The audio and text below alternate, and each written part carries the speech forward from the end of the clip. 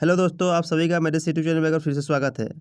आज हम लेके आए हैं आप लोगों के बीच एक नया चैप्टर अम्ल क्षारक लवण, जो 10th क्लास का है। क्लास 10 का चैप्टर 2 अध्याय 2 है। ठीक है, तो चलिए एक एक पॉइंट को हम ध्यानपूर्वक समझेंगे और देखेंगे। पहला क्या है, अब समझिए धीरे धीरे कि आपने पिछले कक्षाओं में अध्ययन किया होगा कि भोजन खट्टा एवं कड़वा स्वाद होता है। भोजन में विद्यमान क्रमशः अम्ल क्षारक के कारण होता है। यदि आपके परिवार में कोई भी सदस्य अत्यधिक भोजन करने के कारण अम्लता से पीड़ित है तो आप कौन सा उपचार सुझाएंगे? नींबू पानी, सिरका और बेकिंग सोडा। उपचार बताते समय आप किस गुणधर्म का उपयोग करेंगे? आप जानते हैं कि अम्ल एवं क्षारक एक दूसरे से प्रभाव को समाप्त कर देता है और आपने अवश्य इस जानकारी का उपयोग किया होगा। याद कीजिए कैसे हमने बिना स्वाद चखे ही खट्टे एवं कड़वे पदार्थ की जांच की थी। हम जानते हैं कि अम्ल का स्वाद खट्टा होता है और ये नीले लिटमस पत्र को लाल कर देता है। ध्यान दीजिए, यहाँ पे कहा गया है कि अम्ल का स्वाद खट्टा होता है और ये नीले लिटमस पत्रों को क्या करता है? लाल कर देता है। ठीक है, माने जो अम्ल होता है वो क्या करता है? नीले लिटमस पत्र को लाल कर देता है। नीला को क्या करता है? वो लाल कर देता है। और अम्ल का स्वाद क्या होता है? खट्टा होता है। अम्ल का स्वाद खट्टा होता है। ठीक है, अम्ल का स्वाद खट्टा होता है। उसके बाद देखेंगे जबकि क्षारक क्या होता है स्वाद में। ठीक है, जबकि क्षारक जो होता है वो स्वाद में कड़वा होता है। यह लाल लिटमस पत्र को नीला कर देता है। अम्ल क्या करता है? अम्ल नीले लिटमस पत्र को लाल कर देता है, लेकिन क्षारक जो है वो लाल लिटमस पत्र को नीला कर देता है। अच्छा, अब लाल को नीला या नीला को लाल करने के लिए तो हमको कैसे पता चलेगा कि लाल नीला हो गया या नीला लाल हो गया? उसके लिए एक सूचक होता है। ठीक है, कुछ प्राकृतिक सूचक होते हैं और कुछ जो है वो संश्लेषित सूचक होते हैं। प्राकृतिक सूचक जो प्रकृति से प्राप्त होता है और संश्लेषित जो है वो जो है मैन्युफैक्चर अर्थात बनाया जाता है। देखिए इसमें से एक जो सूचक है, ठीक है, इसमें एक सूचक जो है यहाँ लिटमस एक प्राकृतिक सूचक होता है। लिटमस जो होता है एक प्राकृतिक सूचक होता है और लिटमस जो है जो पेड़ के छाल पर उगता है, अर्थात पेड़ के छाल का मतलब उसका बार्क पर उगता है। और ये दो तरह के लिटमस पाए जाते हैं। एक जो होता है वो पेड़ के छाल पर उगता है और एक पहाड़ पर उगता है। ठीक है, ये जो है लिटमस बहुत ही उपयोगी होता है। यह अलग अलग बीमारियों के इलाज के लिए भी किया जाता है। और इसी प्रकार का एक और भी सूचक होता है जिसको हल्दी बोलते हैं। ये भी एक तरह का सूचक है। ठीक है, सूचक है। आप ध्यान से देखेंगे तो श्वेत कपड़े पर कभी सब्जी जो लग जाता है तो वो क्षारीय प्रकृति का होता है, लेकिन जब साबुन से रगड़ते हैं तो धब्बे का रंग क्या होता है? लाल बुरा या भूरा लाल हो जाता है। लेकिन कपड़े का अत्यधिक जल से धोने के पश्चात तो फिर से पीले रंग का हो जाता है।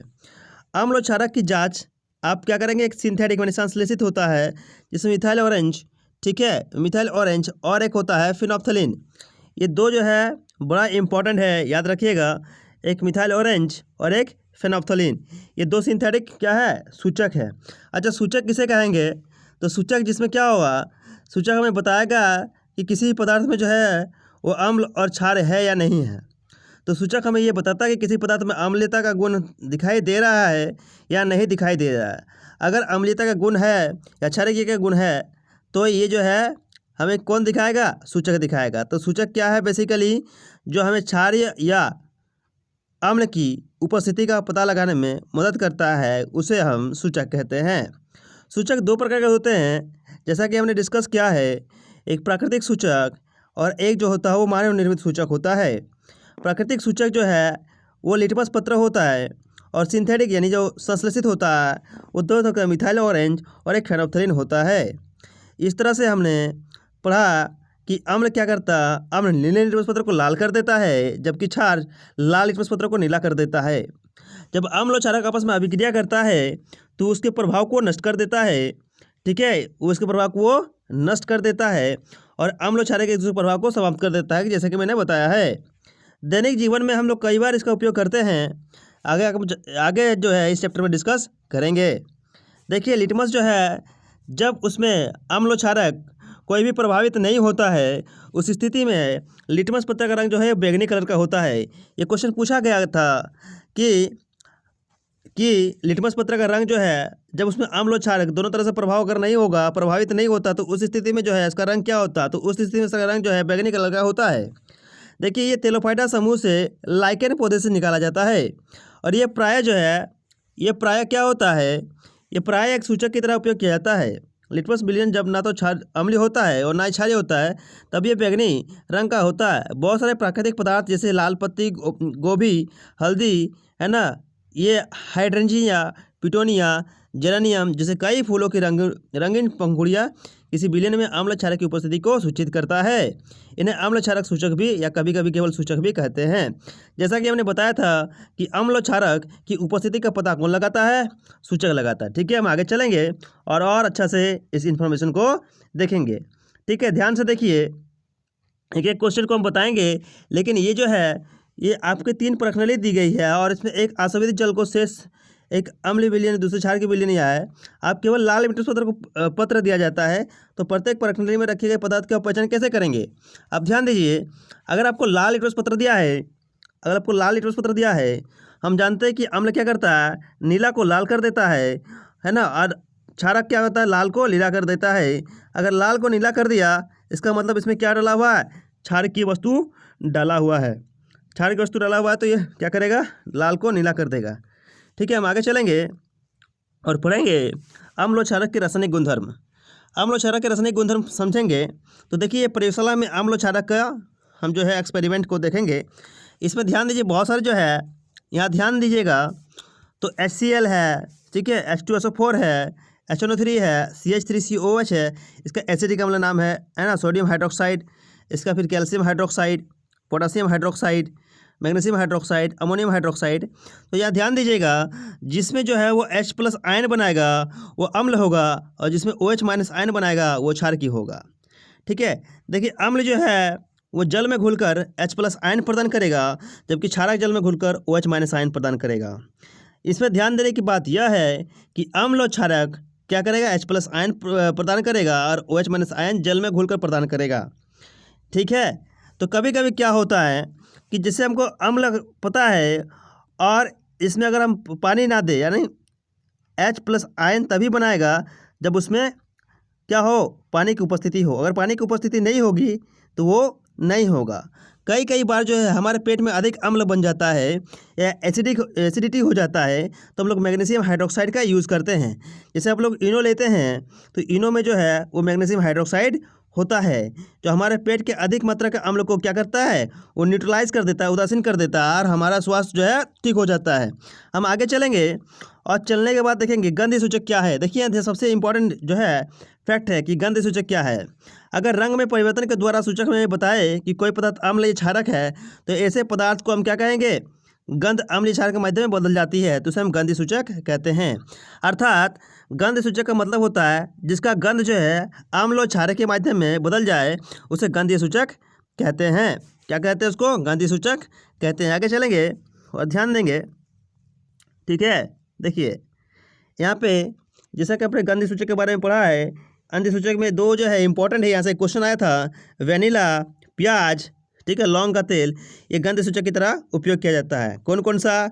वेनिला, प्याज, लौंग का तेल, ये 3 चीज़ जो है। देखिए, यहाँ से MCQ क्वेश्चन बन सकता है, यहाँ से जो है MCQ क्वेश्चन बन सकता है कि वेनिला, प्याज और लौंग का तेल जो है वो गंध सूचक है।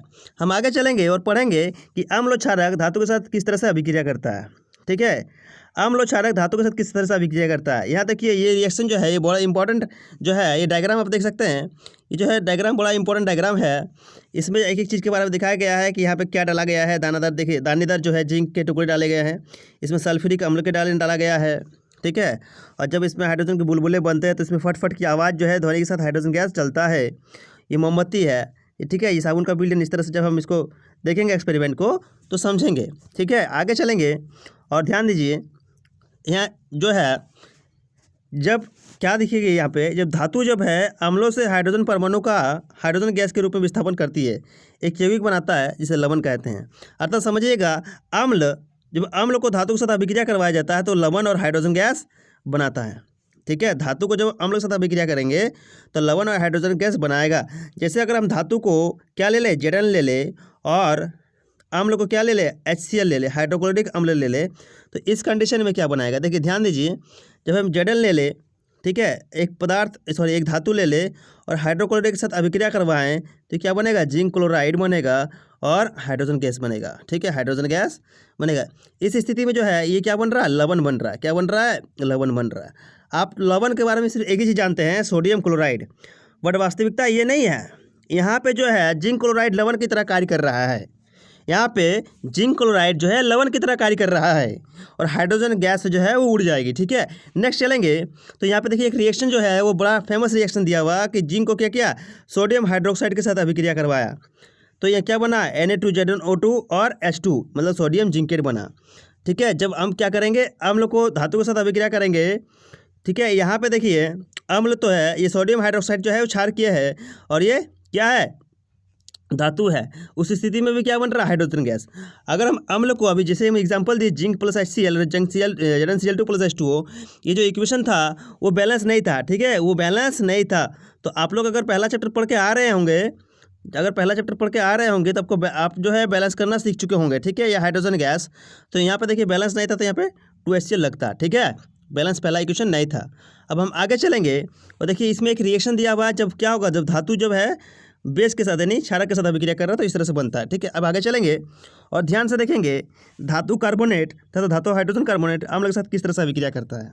धातु कार्बोनेट और धातु हाइड्रोजन कार्बोनेट किस तरह से जो है वो अम्ल के साथ अभिक्रिया करता है, ध्यान से देखेंगे और समझेंगे। ठीक है, आगे चलेंगे और समझेंगे। देखिए जब जो है यहाँ पे ध्यान से देखेंगे कि धातु क्या किससे करता है, धातु अभिक्रिया कार्बोनेट और धातु हाइड्रोजन कार्बोनेट, ठीक है, अम्ल के साथ अभिक्रिया करेगा। तो यहाँ देखिएगा जब धातु, ठीक है, यहाँ पे धातु कार्बोनेट या धातु हाइड्रोजन कार्बोनेट, यहाँ देखिए धातु कार्बोनेट और धातु हाइड्रोजन कार्बोनेट जब अम्ल के साथ अभिक्रिया करता है तो क्या बनाता है, लवण बनाता है, जल बनाता है और कार्बन डाइऑक्साइड बनाता है। अर्थात जब धातु कार्बोनेट या धातु हाइड्रोजन कार्बोनेट अम्ल के साथ रिएक्शन करता है तो लवण, जल और कार्बन डाइऑक्साइड बनाता है। क्या बनाता है, लवण, जल और कार्बन डाइऑक्साइड बनाता है। इसमें देखेंगे आप तो लवण क्या है, यहाँ पे लवण जो है NaCl है, H2O जो जल है, कार्बन डाइऑक्साइड जो है वो गैस है। यहाँ ध्यान दीजिए जो Na2CO3 है वो क्या है, सोडियम कार्बोनेट यानी धातु के कार्बोनेट, और यहाँ जो है धातु के हाइड्रोजन कार्बोनेट। जब हम अभिक्रिया करवाएं तो ये लवण बना, ये जल बना और ये कार्बन डाइऑक्साइड बना। ठीक है, तो इस तरह से अभिक्रिया ये होती है। आगे हम चलेंगे और ध्यान दीजिए बहुत इंपॉर्टेंट रिएक्शन है। देखिए यहाँ पे ध्यान दीजिए एक रिएक्शन और इम्पोर्टेंट है, जैसे कैल्शियम हाइड्रोक्साइड, इसको चूने का पानी भी बोलते हैं। जब हम CO2 से अभिक्रिया करवाएंगे तो क्या बनेगा, श्वेत अवक्षेप बनेगा। और अवक्षेप का मतलब क्या होता है, एक ऐसी अभिक्रिया जिसमें क्या होता है, नीचे अवक्षेप बचता है, मतलब जो नहीं घुलता है पानी में और वो नीचे पानी के सतह पर बैठ जाती है, उसको अवक्षेप बोलते हैं। ठीक है, अवक्षेप कहा जाता है। ये भी जो है महत्वपूर्ण अभिक्रिया है। आगे चलेंगे और देखिए यहाँ पे अत्यधिक मात्रा में कार्बन डाइऑक्साइड प्रभावित करने पर हम निम्नलिखित अभिक्रिया होगी। अगर हम ज़्यादा मात्रा में कार्बन डाइऑक्साइड प्रभावित करवा देंगे तो किस तरह से रिएक्शन होगी हम देखेंगे आगे चल के। देखिए यहाँ पे CO3 plus H2O arrow CO2, तो Ca जो है वो HCO3 whole to aqua solution, यानी ये पानी में घुलकर बना है। ये जल विलयन है, जल का विलयशील है। ध्यान दीजिए एक यहाँ से है चूना पत्थर, चौक और संगमरमर कैल्शियम कार्बोनेट के विविध रूप है। इसका मतलब जो है ये तीनों का फॉर्मूला क्या होता है, CaCO3। ठीक है, चूना पत्थर, खड़िया मतलब चौक और मार्बल, ये तीनों का केमिकल फॉर्मूला क्या होता है, CaCO3। आप ध्यान से देखिएगा तो जो अंडा होता है ना, अंडा में भी के बाहर में जो कवच होता है वो भी क्या होता है, CaCO3 का कवच होता है, मतलब CaCO3 का कवर होता है। तो यहाँ पे तीन चीज़ बड़ा इंपॉर्टेंट है, जो है चूना पत्थर, खड़िया और संगमरमर, वो कैल्शियम कार्बोनेट का अलग अलग रूप है। देखिए जब सभी धातु कार्बोनेट या हाइड्रोजन कार्बोनेट अम्ल के साथ अभिक्रिया करके संगत लवण, कार्बन डाइऑक्साइड एवं जल बनाता है। क्या बनाता है, जैसे कि हमने पहले भी डिस्कस किया है, धातु कार्बोनेट या धातु हाइड्रोजन कार्बोनेट अम्ल के साथ अभिक्रिया करेगा तो लवण, कार्बन डाइऑक्साइड और जल बनाएगा, जैसा कि हमने एग्जाम्पल दिया था ऊपर में। ठीक है, वो एग्जाम्पल इंपॉर्टेंट है। अब ध्यान से देखिएगा ये क्या है, ध्यान दीजिए। अब चलेंगे उदासीन अभिक्रिया की ओर। तो देखिए जब अम्ल और क्षारक आपस में अभिक्रिया करता है तो लवण और जल बनाता है। अम्ल और क्षारक आपस में अभिक्रिया करता है जिसके परिणाम स्वरूप लवण और जल बनता है। इस अभिक्रिया को उदासीनीकरण अभिक्रिया कहते हैं। अर्थात जब अम्ल को क्षारक के साथ अभिक्रिया करवाया जाता है तो लवण और जल बनता है, उसे क्या कहा जाता है? उदासीनीकरण अभिक्रिया कहा जाता है। यहाँ पर लिखा हुआ है कि क्षारक को अम्ल के साथ अभिक्रिया करेंगे या अम्ल को क्षारक के साथ अभिक्रिया करेंगे तो लवण और जल बनेगा, इसको क्या कहेंगे? उदासीनीकरण अभिक्रिया कहेंगे। ठीक है, ये जो है ये अभिक्रिया जो है बहुत ही महत्वपूर्ण है, तो आप ध्यान से नोट डाउन करते रहिएगा। ठीक है, आगे चलेंगे और इसमें देखिए अम्ल के साथ धात्विक ऑक्साइड की अभिक्रिया। अम्ल किस तरह से धातु के साथ अभिक्रिया करता है? ठीक है, अम्ल के साथ धात्विक ऑक्साइड की अभिक्रिया अब चलेंगे और समझेंगे। ध्यान दीजिए, एक चीज़ जो है बड़ा इंपॉर्टेंट, धातु ऑक्साइड, धातु के ऑक्साइड जब अम्ल के साथ अभिक्रिया करेंगे, धातु के ऑक्साइड जब अम्ल के साथ अभिक्रिया करेंगे तो लवण और जल बनाएगा। धातु का ऑक्साइड, जिसे ध्यान दीजिए आप देखेंगे कि विलयन का रंग नीला हरित कॉपर के साथ कॉपर ऑक्साइड को जब घुल जाता है तो वो नीले हरित रंग में अभिक्रिया कर कॉपर क्लोराइड बनने के कारण होता है। और धातु ऑक्साइड से अम्ल के बीच होने वाली सामान्य अभिक्रिया को इस प्रकार हम लिख सकते हैं। तो जैसे हमने कहा कि धातु को अगर हम क्या करेंगे, धातु ऑक्साइड को अम्ल के साथ अभिक्रिया करेंगे तो क्या बनेगा? जैसे हम मान लेते हैं कि Cu को अगर हम HCl के साथ रिएक्ट करवा देंगे, अभिक्रिया करवा देंगे तो कॉपर क्लोराइड बनेगा प्लस हाइड्रोजन गैस बनेगा। अब यहाँ पे जो हाइड्रोजन गैस बन रहा है इसको मतलब ये तो बैलेंस नहीं है, तो यहाँ पे तो धातु ऑक्साइड मतलब सॉरी यहाँ पे रिएक्शन गलत है, कॉपर ऑक्साइड लिखना पड़ेगा। ठीक है, जैसे धातु ऑक्साइड यानी हम मान लीजिए कॉपर ऑक्साइड लिख दें, कॉपर ऑक्साइड को किसके साथ अभिक्रिया करवाएंगे? HCl के साथ, तो मेरा क्या बन जाएगा? Copper chloride. ठीक है, कॉपर क्लोराइड और प्लस H2O बन जाएगा, कॉपर क्लोराइड प्लस H2O। तो कॉपर क्लोराइड बना और H2O बना, यहाँ पे क्या होगा? देखिए क्लोराइड भी 2 है, H2 भी 2 है, तो यहाँ पे बैलेंस करने के लिए 2 देना पड़ेगा। तो धातु ऑक्साइड को अम्ल के साथ अभिक्रिया करवा रहे हैं तो लवण बन रहा है, जो कॉपर क्लोराइड बन रहा है इस स्थिति में ये लवण का काम करेगा और इसको पता ही है कि ये जल है। ठीक है, आगे चलेंगे। देखिए क्षारक के साथ अधात्विक ऑक्साइड की अभिक्रिया। अधात्विक ऑक्साइड को जब क्षारक के साथ अभिक्रिया करेंगे तो क्या होगा?